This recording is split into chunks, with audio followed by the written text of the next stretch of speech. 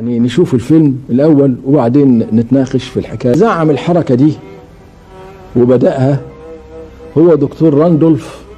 دكتور راندولف ده راجل متخصص في الحساسية، واخد دكتوراه وراجل مهم.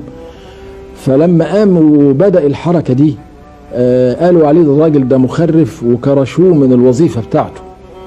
فهو فتح مستشفى واستمر في الأبحاث بتاعته، وعنده حاليا 25 ملف 25,000 ملف ل 25,000 حالة عالجهم عن طريق اكتشاف الطعام المسبب. مجرد ان العيان يبطل مثلا القهوة والبيضة بتاع الصبح يخف، مرة يبطل. نظامه بقى ان المريض يخش المستشفى بتاعه 3 أسابيع، يقعد 4 أيام الاول ما ياكلش حاجة ابدا الا المية يشرب بس المية المعدنية دي ميسيس بيرتا دخلت المستشفى قعدت 4 أيام ما تاكلش، وكانت الاعراض بتاعتها عبارة عن زغللة وتنميل وتورم في الاطراف واكتئاب وصداع مزمن ونوبات من التهيج العصبي، لدرجة ان هي كانت بتكرش الاطفال خايفة لا تقتلهم. ولفت على الاطباء كلهم وراحت مستشفيات نفسية وما نفعش اي علاج، فجت لصاحبنا الدكتور راندولف. دكتور راندولف الصيام بتاع ال4 أيام دول عشان يفضي الجسم من جميع الاغذية. هي بتقول بكلامها ان بعد الصيام ال4 أيام دول جميع الاعراض اختفت. بعد كده بيبتدي بعد الصيام ال4 أيام يجرب بقى الاكلات المختلفة. فاليوم الخامس قدموا لها فطائر القمح وقالوا لها تكتب بايدها كل الملاحظات اللي تحس بيها. فهي بعد ساعة من اكل فطائر القمح مع مية معدنية ابتدت ترجع جميع الاعراض اللي هي الزغللة والصداع وتورم الاطراف وكل الاعراض رجعت لها تاني. فطبعا دكتور راندولف قال ده يثبت ان في علاقة معينة بين القمح بالذات وبين جميع هذه الاعراض.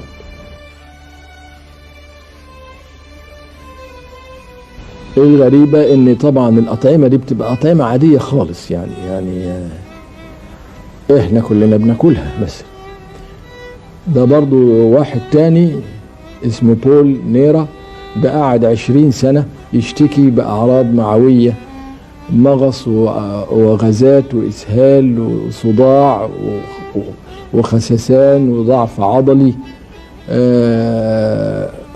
والأطباء احتاروا فيه وأخيرا ودوه مستشفيات نفسية ما نفعتش، مستشفيات عقلية ما نفعتش.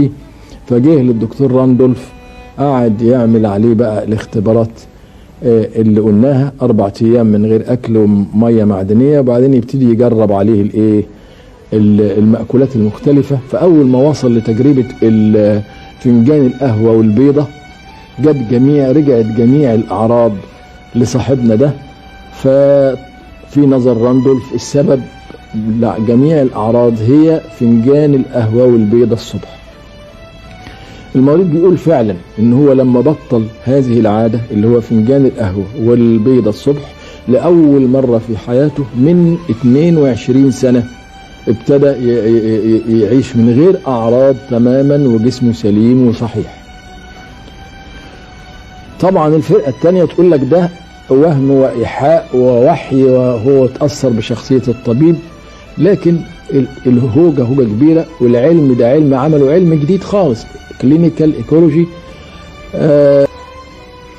هذا التكتل طبعا خاصة شركات الدواء والمافيا بتاع العقاقير ممكن يتخرب بيتها، لان الله مرض ممكن يخف بمجرد ان انا ابطل اكل برتقان. طب وانا ايه لازمه ان انا اقرف نفسي بالدواء؟ حرمي الدواء في صندوق الزباله على طول. وطبعا الشركات دي ممكن تفلس، فهي بقى واخده موقف دفاع حياه او موت وتملك المال.